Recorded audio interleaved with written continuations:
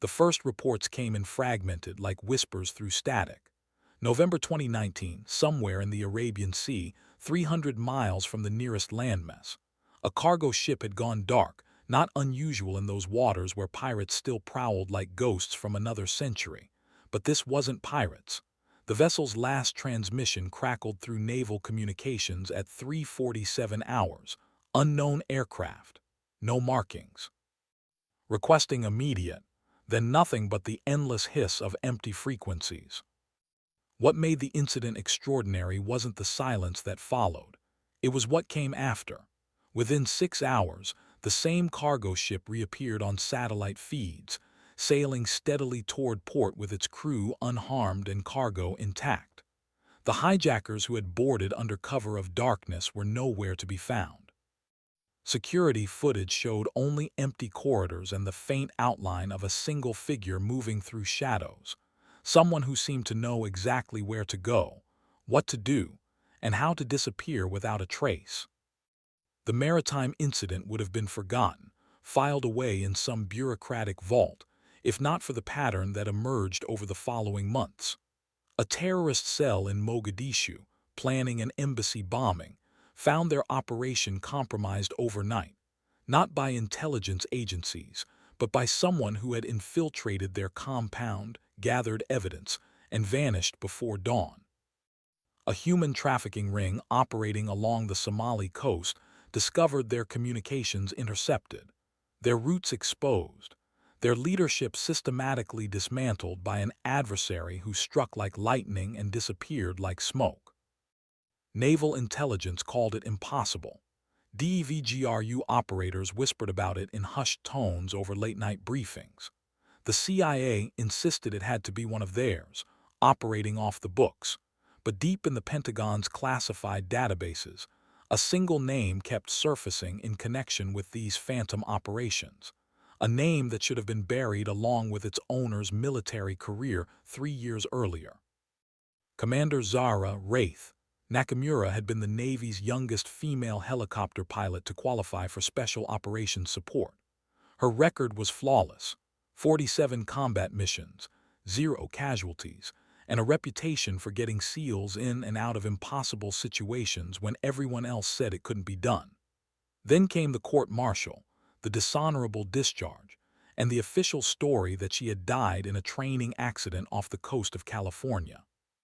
But here's what the files didn't say, what even the most classified reports couldn't capture. Some ghosts refused to stay buried. Some legends write themselves in the shadows between official missions and forgotten wars. And sometimes, the most dangerous operators are the ones who have nothing left to lose and everything to prove. The radio crackled to life again at 200 hours on a moonless night in February 2020. This time, the voice that emerged from the static would change everything the military thought it knew about loyalty, sacrifice, and the thin line between following orders and doing what's right. The voice belonged to a dead woman, and she was just getting started. Lieutenant Commander Jake Morrison had seen enough night operations to know when something felt wrong. The air over the Horn of Africa hung thick with tension that February evening, the kind that made experienced operators check their weapons twice and trust their instincts over their intel. His SEAL team was positioned on a ridge overlooking a terrorist compound, waiting for extraction after a successful raid. The helicopters should have been inbound, but the radio remained silent. "Overwatch, this is Neptune 6, Morrison whispered into his comms, voice barely audible above the desert wind. "We're at the LZ. Where's our ride?" Static answered him. Then, cutting through the electronic hiss like a blade through silk, came a voice that made his blood freeze. Female, calm, professional, and speaking with the kind of authority that comes from years of pulling SEALs out of hell. "Neptune 6, this is Phantom. I have eyes on your position. Multiple hostiles converging on your LZ from the south. You need to move, now." Morrison's team exchanged glances in the darkness. Phantom wasn't on their frequency. Hell, Phantom wasn't supposed to exist. But the thermal scope confirmed what the mysterious voice had reported: armed figures moving through the valley below, closing in on their position with military precision. Phantom Neptune 6. Who the hell are you and how are you on this channel? A pause, then. Someone who doesn't want to see good seals die tonight. Trust me or don't, your choice. But those tangos will be in effective range in 90 seconds. The sound reached them first, the distinctive whop-whop-whop of rotor blades cutting through desert air. But this wasn't the heavy thrum of a Navy MH-60S they'd been expecting. This was something smaller, more agile, approaching from an angle that suggested its pilot knew these mountains like a lover knows skin. Through the darkness, Morrison caught a glimpse of the aircraft, a sleek civilian helicopter, its navigation lights dark, flying with the kind of precision that spoke of military training and countless hours in hostile airspace. The bird dropped into the valley like a falling star, its rotor wash kicking up dust storms that provided perfect cover. Neptune 6, you have 30 seconds to reach the bird, the voice called, still impossibly calm despite the chaos erupting below. Move now, explain later. Morrison made the call that would haunt his dreams and change his understanding of warfare forever. Move. Go, go, go. His team sprinted down the hillside as enemy fire erupted behind them, muzzle flashes lighting up the night like deadly fireworks. The helicopter hovered 3 feet off the ground, its side door open, revealing a figure in dark flight gear whose face remained hidden behind night vision goggles. As the last SEAL dove through the door, Morrison caught sight of something that made his pulse race, a small patch on the pilot's flight suit, wings over an anchor with a single word embroidered below, Wraith. But that was impossible. Wraith was dead. He'd attended her memorial service himself. The helicopter lifted off with the smooth efficiency of a machine operated by someone who'd done this 1,000 times before. As they cleared the valley, Morrison found himself staring at the back of the pilot's helmet, trying to reconcile what he'd seen with what he knew to be true. Phantom, he called over the engine noise. Who are you really? The pilot's voice came through the intercom, tinged with something that might have been amusement. Just someone settling an old debt, Commander. Consider this a favor between professionals. Below them, the desert stretched endlessly, keeping its secrets. 3 weeks after the extraction that officially never happened, Morrison found himself in a windowless room deep within DEVGRU headquarters, facing a panel of officers whose expressions ranged from skeptical to downright hostile. The after-action report lay open before them, its pages marked with red ink and question marks that might as well have been accusations. "Let me understand this correctly, Commander," said Captain Sarah Hayes, her voice carrying the weight of 20 years in naval intelligence. "You're claiming that an unidentified aircraft, operated by someone calling themselves Phantom, executed a combat rescue in violation of every protocol we have." Morrison kept his expression neutral, though his jaw tightened imperceptibly. "I'm reporting what happened, ma'am. My team was compromised, extraction was delayed, and an unknown asset provided support." "An unknown asset," repeated Colonel Marcus Webb from JSOC, leaning forward with predatory interest. "Commander, we've analyzed radar data from that night. There was no authorized aircraft in that airspace. The helicopter you described doesn't exist in any official capacity." The room fell silent except for the hum of fluorescent lights and the distant sound of training exercises echoing through the building's corridors. Morrison had known this conversation was coming from the moment his boots touched American soil. The military didn't like mysteries, especially ones that involved their most elite operators being saved by ghosts. "Sir," Morrison said carefully, "I can only report what I observed. The pilot knew our frequency, our location, and our tactical situation. The extraction was executed with military precision, whoever she was." "She," Captain Hayes interrupted, her pen freezing mid-note. "You determined the pilot was female." Morrison nodded, remembering the voice that had cut through the static like salvation itself.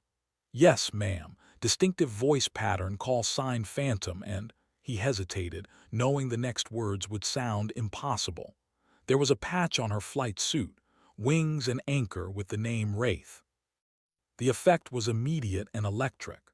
Webb's face went ashen, Hayes dropped her pen, and the other officers exchanged glances that spoke of shared knowledge and carefully buried secrets. The name hung in the air like smoke from a funeral pyre, carrying with it memories that some in the room clearly wished would stay dead. "Impossible," Webb muttered, though his voice lacked conviction. "Wraith died 3 years ago, training accident off Catalina Island." But Morrison had spent enough time around military brass to recognize the difference between disbelief and desperate hope. The way Hayes gripped her folder, the way Webb's eyes darted to the classified filing cabinet in the corner, these weren't the reactions of people hearing an impossible story. These were the reactions of people hearing confirmation of something they'd suspected but never dared voice. "Permission to speak freely, sir?" Morrison asked. Webb nodded tersely. "I've worked with a lot of pilots over the years. Combat veterans, seasoned operators, the best the Navy has to offer. What I witnessed that night wasn't just skill, it was artistry. Whoever was flying that bird knew things about tactical aviation that you can't learn in flight school. They knew because they'd done it before, probably hundreds of times, in situations that would break most pilots." The silence stretched until Hayes finally spoke, her voice barely above a whisper. "Gentlemen, I think we need to revisit some old files." 6 months before that extraction in the Horn of Africa, a different kind of mission was unfolding in the gray twilight between official policy and moral necessity. The cargo ship Perseverance sat dead in the water 300 nautical miles southeast of Oman, its crew of 18 held hostage by Somali pirates who'd grown increasingly desperate as international naval patrols tightened their grip on traditional shipping lanes. The official response was measured, diplomatic, negotiations through intermediaries, carefully coordinated with allied naval forces, everything done by the book that had been written in conference rooms far from the smell of diesel fuel and fear. But books don't account for the intelligence that filtered through unofficial channels, intelligence suggesting the pirates weren't just after ransom money. They were working for someone with darker ambitions, someone who needed that particular cargo ship for reasons that had nothing to do with maritime crime. At 200 hours, as diplomats slept and admirals studied charts, a single helicopter lifted off from a private airfield outside Muscat. Its flight plan listed a routine cargo run to an offshore oil platform, the kind of mundane commercial operation that radar operators barely noticed. But the bird wasn't heading for any oil rig. It was heading into the teeth of an operation that existed only in the mind of a pilot who'd been declared dead by the very institution that had trained her to perfection. Commander Zara Nakamura, though she no longer held that rank in any official capacity, flew through the night with the same focused intensity that had once made her legendary among DEVGRU operators. The helicopter was a civilian model, purchased with funds that had taken 2 years to accumulate through carefully planned salvage operations and maritime security contracts. But its civilian paint job hid modifications that would have impressed the engineers at Bell Helicopter. Enhanced avionics, extended fuel capacity, and defensive systems that belonged on military aircraft. The Perseverance appeared on her thermal imaging display as a bright signature against the dark ocean, its deck lights creating patterns that told a story of controlled chaos. 4 guards visible on deck, 2 more on the bridge, movement patterns that suggested at least 6 additional hostiles below deck with the crew. Standard pirate operation, but the intelligence chatter she'd intercepted suggested these weren't standard pirates. "Perseverance, this is approaching aircraft," she transmitted on the international distress frequency, her voice altered by electronic scramblers. "I have medical supplies and am requesting permission to approach." The response crackled through her headset in accented English. "Aircraft, you are not authorized. Maintain distance or we will fire. Zara smiled grimly in the cockpit. She'd expected that response. Pirates were predictable in their paranoia, but they were also practical. Medical supplies meant potential profit, and an injured hostage was a worthless hostage. Perseverance, I understand your position. I'm transmitting manifest of medical supplies including antibiotics and surgical equipment, valuable commodities in your line of work. A pause, then, approach from the stern, any deception and we kill hostages. What happened next would be dissected by maritime security experts for years afterward, though they would never have access to the full truth. The helicopter approached as requested, its pilot apparently complying with the pirates' demands. But compliance, Zara had learned long ago, was just another tactical option. The insertion was executed with surgical precision. The helicopter's approach seemed routine enough. A civilian bird responding to pirates' demands, its pilot apparently eager to cooperate and avoid confrontation. But as the aircraft settled into a hover 50 feet above the Perseverance's stern deck, its true nature began to reveal itself. Zara Nakamura had spent 3 years preparing for moments like this, 3 years learning to operate outside the rigid structure of military hierarchy, while retaining every skill that hierarchy had taught her. The rope that dropped from her helicopter's side door wasn't standard civilian equipment. It was fast rope designed for special operations, the kind that could deliver a trained operator to a target deck in seconds. The pirates on deck were still processing the sight of a lone figure sliding down from the darkness when their world went silent. Not the silence of death, but the deeper quiet of men who just realized they were facing something far beyond their experience. The figure moved with fluid precision, neutralizing sentries with non-lethal force that spoke of training in close-quarters combat and an intimate understanding of human anatomy. "Bridge, this is deck watch," one pirate called into his radio, but the transmission died as pressure points rendered him unconscious.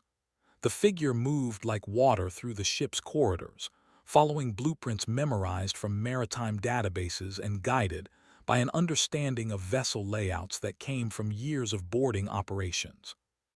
The crew was found in the ship's mess hall, 18 merchant mariners whose eyes reflected the kind of terror that comes from days of uncertainty, and the constant presence of armed men who spoke of death with casual indifference. But as their liberator moved among them, cutting zip ties and speaking in quiet, professional tones, that terror began to transform into something closer to wonder. "Who are you?" whispered the ship's captain, a weathered man whose hands shook not from fear but from the sudden realization that survival was possible. The figure's response was muffled by tactical gear, but the words carried absolute authority. "Someone who believes in fair winds and following seas. Stay here, stay quiet, and in 10 minutes you'll be free." The bridge assault happened with the kind of precision that special operations forces spend years perfecting. The pirate leader, a thin man whose eyes held the peculiar combination of cunning and desperation that marked career criminals, barely had time to reach for his AK-47 before he found himself staring down the barrel of a weapon that seemed to have materialized from empty air. "Your operation ends here," the voice said, calm and professional. "Your men are secure, your weapons are confiscated, and a distress beacon has been activated. Maritime patrol vessels will arrive within the hour." "You cannot do this," the pirate leader snarled, though his bravado was undermined by the tremor in his voice. "We have connections, protection." "You had connections," came the reply. "Past tense. The organization you work for has been compromised. Your handlers in Mogadishu have been exposed. Your financial networks have been disrupted. This isn't just about one ship, this is about ending your entire operation." The helicopter that lifted off from the Perseverance 20 minutes later carried no passengers, left no evidence, and appeared on no official reports.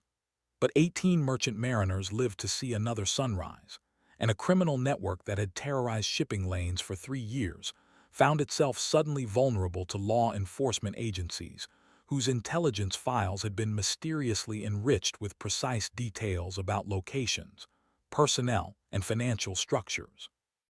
In her cockpit, flying toward a horizon that promised dawn, Zara Nakamura allowed herself a moment of satisfaction. One ship saved, 18 lives preserved, and a small but significant blow struck against the kind of chaos that thrived in the spaces between nations and laws.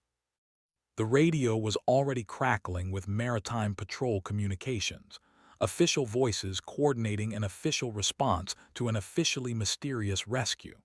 But Zara wasn't listening to official voices anymore. She was listening to the deeper frequency of the ocean itself, and the quiet satisfaction of knowing that sometimes the best orders are the ones you give yourself.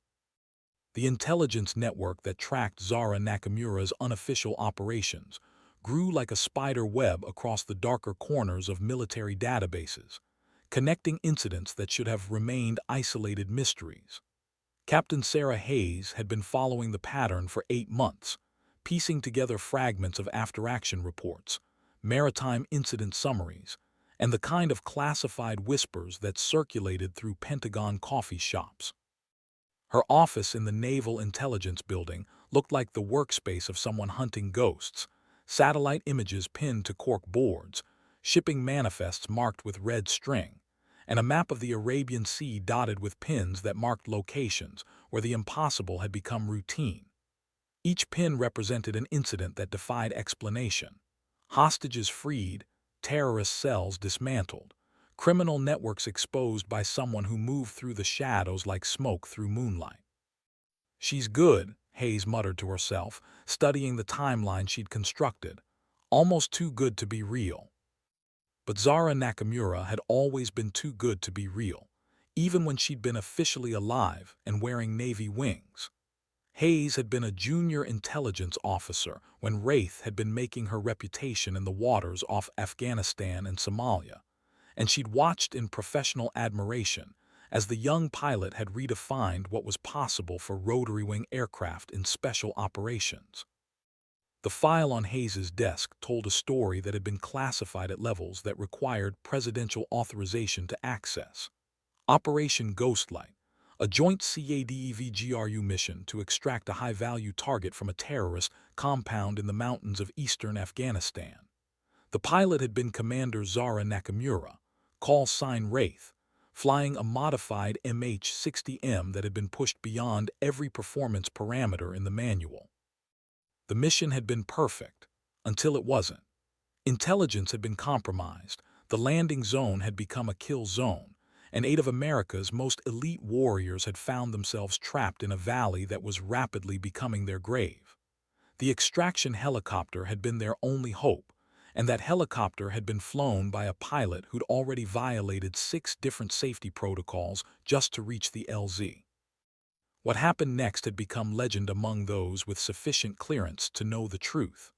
Wraith had brought her bird down through a gauntlet of rocket-propelled grenades and automatic weapons fire, landed in an LZ that was barely large enough for a motorcycle, and held position under fire while SEALs loaded wounded teammates.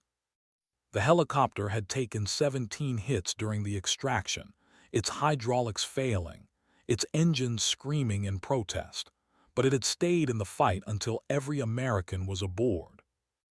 The after-action report had been classified so deeply that most of the people who'd witnessed the operation weren't allowed to discuss it even with their own families.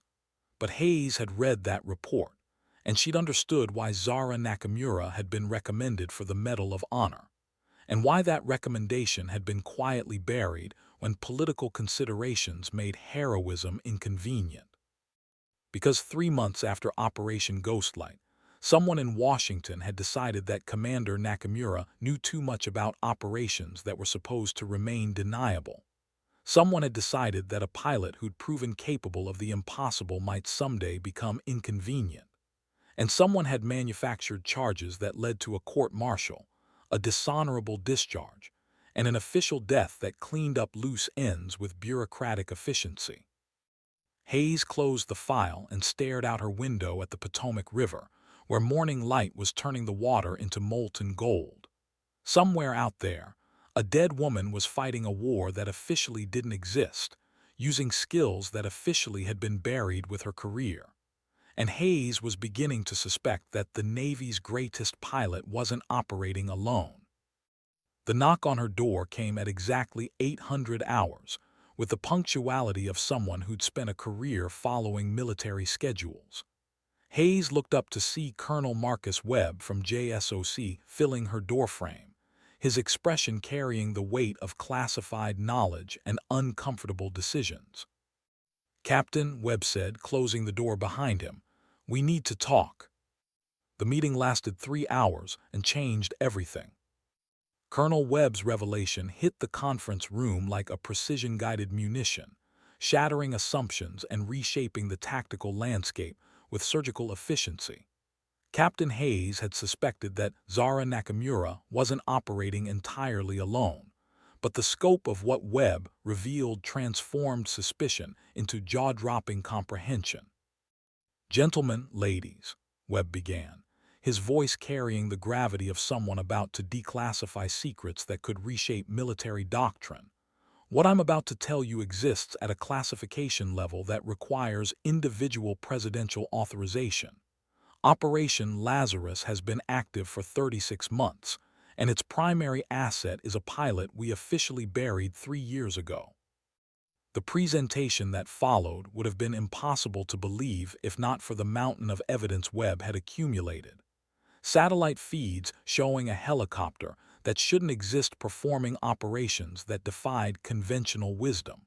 Financial records tracing the purchase of military-grade equipment through shell companies and private contractors. Communication intercepts revealing a network of contacts that spanned from retired DEVGRU operators to intelligence assets in 12 different countries. "She's not just freelancing," Webb continued, advancing to the next slide. "She's built something that looks suspiciously like a private special operations capability. Single-operator missions with precision and effectiveness that rival anything we've achieved through official channels." Hayes studied the satellite imagery with professional fascination. The helicopter was clearly visible in infrared, approaching a cargo vessel in the Arabian Sea with the kind of tactical precision that spoke of military training and unlimited practice. But what made the image remarkable wasn't the approach. It was the timestamp showing the operation had been completed in under 20 minutes, with no casualties and no collateral damage. "How is this possible?" asked Commander Lisa Torres from Naval Special Warfare. "One pilot, one aircraft, operating against organized criminal networks and terrorist cells. The logistics alone should be impossible." Webb's smile held no humor. "That's what we thought too. Then we started looking at her support network. Do you remember Chief Petty Officer David Grizz Patterson, Master Sergeant Elena Vasquez, Lieutenant Commander Marcus Bulldog Washington?" The names hit the room like individual thunderclaps. Patterson had been the Navy's most decorated helicopter crew chief before retiring under mysterious circumstances. Vasquez had been Special Operations Command's leading expert in tactical intelligence before disappearing into the private sector. Washington had commanded DEVGRU's maritime operations until a training accident had ended his career, officially. "They're all alive," Webb said quietly.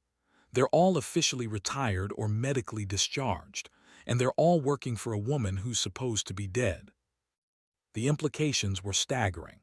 If Webb's intelligence was accurate, Zara Nakamura hadn't just survived her official death. She'd used it as an opportunity to build something unprecedented in the history of special operations.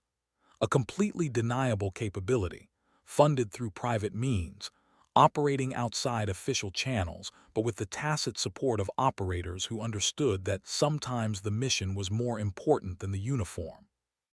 "There's more," Webb continued, his voice dropping to barely above a whisper. "We have reason to believe they're not just conducting random operations. They're following intelligence leads that suggest a coordinated threat to American interests, something big enough and dangerous enough that someone felt the need to activate assets that officially don't exist.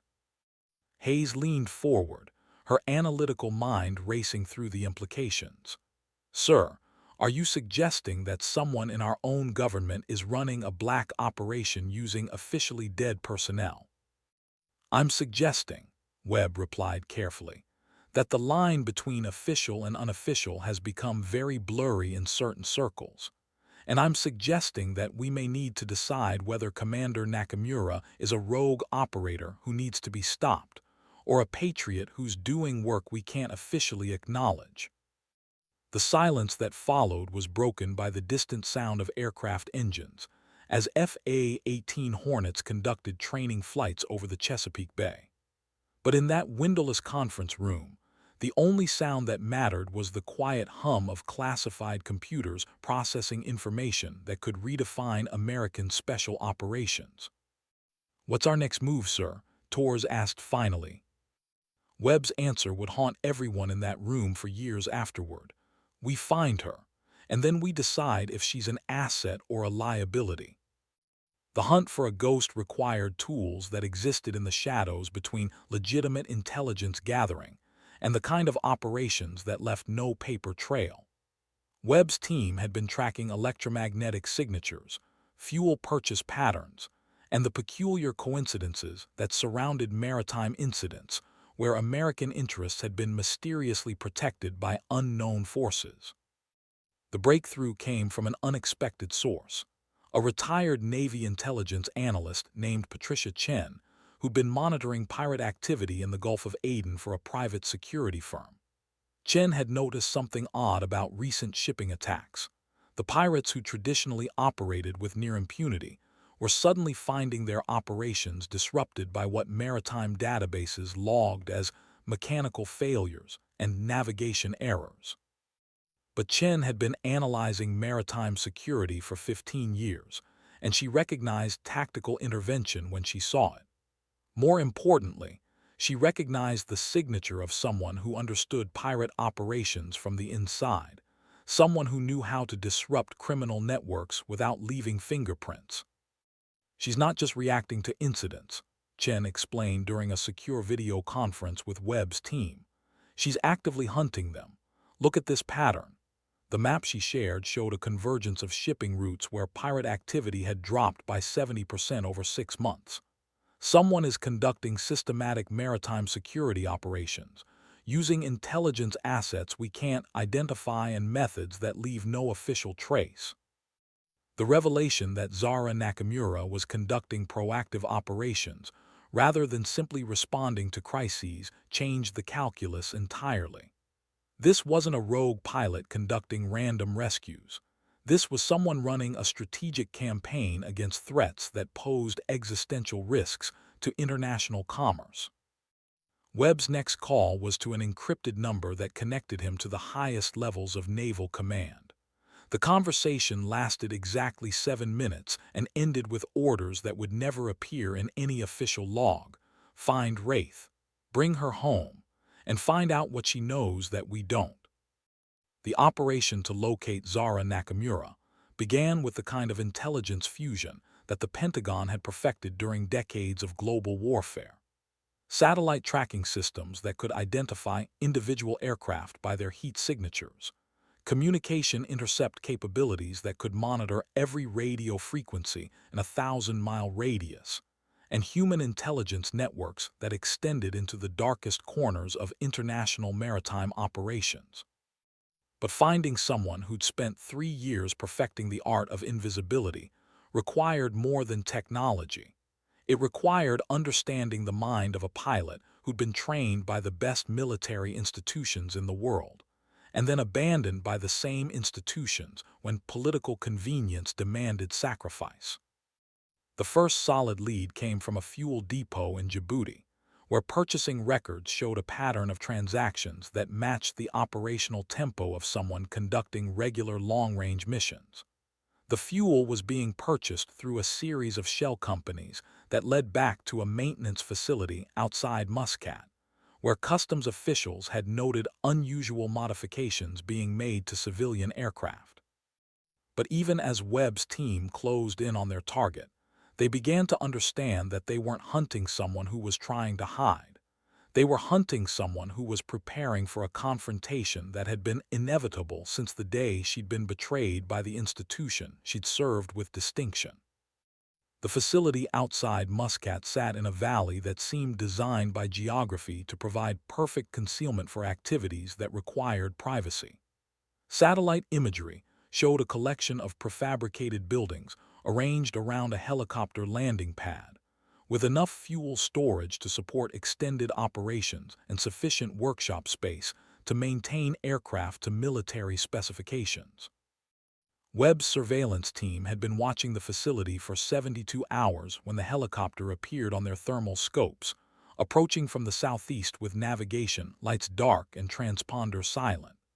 The aircraft settled onto the landing pad with the kind of precision that spoke of countless similar approaches, its rotor blades cutting through desert air with mechanical efficiency. Through high-powered optics, they watched a figure emerge from the pilot's seat, slight build, confident movements, wearing flight gear that managed to look both civilian and military simultaneously. But what made Webb's pulse race wasn't what they could see. It was what they couldn't see. The pilot moved with the situational awareness of someone who knew they were being watched, someone who'd spent years developing instincts that kept them alive in hostile territory. "Sir," the surveillance team leader whispered into his comms, "I think she knows we're here." Webb's response was immediate and decisive. "Pull back. Maintain observation from maximum distance. Do not, repeat, do not, attempt contact without authorization." But as the surveillance team withdrew to positions that should have provided perfect concealment, they began to understand a truth that would reshape their understanding of special operations. Some people are too dangerous to hunt. Some legends are too powerful to contain. And sometimes, the only way to find a ghost is to let the ghost find you. The message appeared on Webb's secure terminal at exactly 2100 hours, its origin untraceable through any conventional means, but its authenticity confirmed by encryption keys that had been presumed destroyed 3 years earlier. The text was brief, professional, and carried implications that would keep defense analysts awake for weeks. "Colonel Webb, your surveillance team is compromised. We need to talk. Tomorrow, 600 hours, coordinates to follow. Come alone, come unarmed, and come prepared to hear truths that your superiors would prefer remain buried." Wraith. The coordinates that followed led to a position in the Arabian desert that was exactly equidistant from 3 different national borders, the kind of location that someone might choose if they wanted to ensure that any conversation remained outside official jurisdiction. Webb studied the message for 30 minutes, running through tactical scenarios and risk assessments that all led to the same conclusion. He was being invited to meet with someone who held cards that could reshape American defense policy. At 5:45 hours the next morning, Webb stood alone on a ridge of sand that seemed to extend to the edges of the world, watching sunrise paint the desert in shades of gold and crimson that reminded him why ancient peoples had considered this landscape sacred. The helicopter appeared exactly on schedule, approaching from the south with the sun at its back, a tactical advantage that spoke of pilot training and operational experience. The aircraft settled into a hover 30 meters away, its rotor wash creating dust devils that danced across the sand like ghosts celebrating a reunion. The side door opened, revealing a figure who stepped onto the sand with the kind of fluid motion that comes from years of entering and exiting aircraft under every conceivable condition. Commander Zara Nakamura looked exactly like her official photographs, and nothing like them simultaneously. The basic features were unchanged: dark hair pulled back in a regulation style, brown eyes that seemed to catalog every detail of the tactical situation, a compact build that suggested physical fitness and mental discipline. But 3 years of operating outside official protection had added layers that no photographer could have captured. The subtle alertness of someone who'd learned to trust their instincts above all else, and the quiet confidence that comes from proving yourself in situations where failure meant death. "Colonel Webb," she said, her voice carrying across the distance between them with perfect clarity. "Thank you for coming alone. It suggests that someone in the Pentagon still understands the difference between hunting an enemy and recruiting an ally."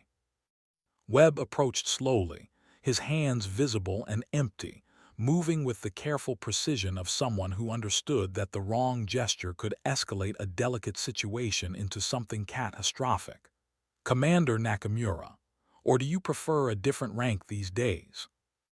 Zara's smile held no humor. "I prefer to think of rank as something you earn through actions rather than something you're granted through bureaucracy. But you didn't come here to discuss military etiquette." "No," Webb agreed.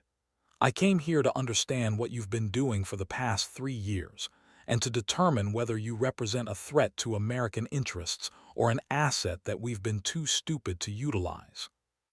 The conversation that followed would reshape both of their understanding of warfare, loyalty, and the price of serving something larger than oneself. The intelligence that Zara Nakamura shared during that desert meeting would have been classified at levels that required congressional oversight if it had been shared through official channels. But there were no official channels for information gathered by someone who officially didn't exist, operating in spaces that officially didn't matter, against threats that officials preferred not to acknowledge. "3 years ago," Zara began, her voice carrying the weight of accumulated knowledge and bitter experience, "someone decided that I knew too much about operations that were supposed to remain deniable. The court-martial was theater, designed to discredit me before I could become a liability. The training accident was supposed to be permanent." Webb listened without interruption, his analytical mind cataloging details that painted a picture of institutional betrayal and personal resilience that defied conventional understanding of human limitations. The woman standing before him had been abandoned by every system that should have protected her, yet she'd used that abandonment as fuel to build something unprecedented in the history of special operations. "But they made one critical error," Zara continued. "They assumed that destroying my career would neutralize my capabilities. They forgot that the best pilots aren't created by institutions. They're forged by necessity and refined by survival. They gave me the greatest gift any operator can receive: absolute freedom from bureaucratic constraints." The network she'd built was a masterpiece of operational security and tactical efficiency. Former special operations personnel who'd been discarded by the system they'd served, intelligence assets who'd grown disillusioned with political manipulation of tactical realities, and technical specialists who understood that sometimes the mission was more important than the budget. All of them bound together by shared understanding that conventional channels had become too compromised to address emerging threats. "What kind of threats?" Webb asked, though he suspected the answer would challenge everything he thought he knew about modern warfare. Zara activated a tablet that had been secured against electronic surveillance, displaying satellite imagery that showed maritime traffic patterns across the Arabian Sea and the Horn of Africa. Red dots marked incidents where commercial vessels had been attacked, while green dots showed successful interventions by unknown forces. "Someone is conducting systematic attacks against shipping lanes that carry 60% of American energy imports," she explained, her voice carrying the professional detachment of someone briefing senior officers. "The attacks appear to be random piracy, but the targeting suggests strategic coordination. Someone is testing response capabilities and mapping vulnerabilities for something much larger." The implications hit Webb like a physical blow. If Zara's intelligence was accurate, the scattered maritime incidents that had been dismissed as routine criminal activity were actually reconnaissance for an operation that could cripple American economic interests and trigger global energy crises. "Who's behind it?" Webb asked, though part of him wasn't sure he wanted to know the answer.